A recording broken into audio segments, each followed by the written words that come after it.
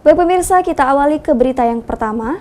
Pembalap liar sering dirazia polisi, tetapi kembali membandel. Padahal aksi oknum ini dapat membahayakan pengguna jalan lainnya.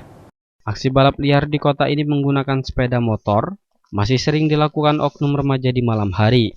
Polisi pun tidak membiarkan.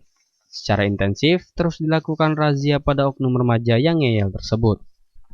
Kapolres Kota Lubuk Linggau AKBP Nuryono melalui Kasat Lantas Ibnu Swandi mengatakan, pihaknya saat ini masih gencar melakukan patroli Bali di wilayah yang dianggap rawan Bali. Selain itu, Satuan Lalu Lintas berkoordinasi dengan Satuan Reskrim dan Satuan Sabara mengamankan kegiatan Bali ini karena sangat meresahkan warga Lubuk Linggau. Menurutnya, 3 titik lokasi yang sering dijadikan aksi balap liar di Kota Lubuk Linggau, tepatnya di Jalan Ahmad Yani, Jalan Yosudarso, dan Jalan Fatmawati.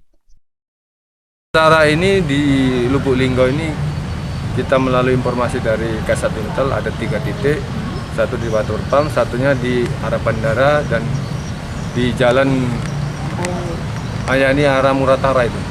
Oh, Jalan lintas. Sementara itu, Kasat Lantas juga menghimbau kepada orang tua di Kota Lubuk Linggau yang memiliki anak mengendarai motor menggunakan knalpot racing agar segera menggantinya dengan knalpot standar. Tujuan Satlantas tak lain untuk menertibkan kendaraan dan meminimalisir hal-hal yang dilakukan anak-anak di jalan raya. Apalagi knalpot racing identik untuk balap liar. Rajab Silampari TV melaporkan.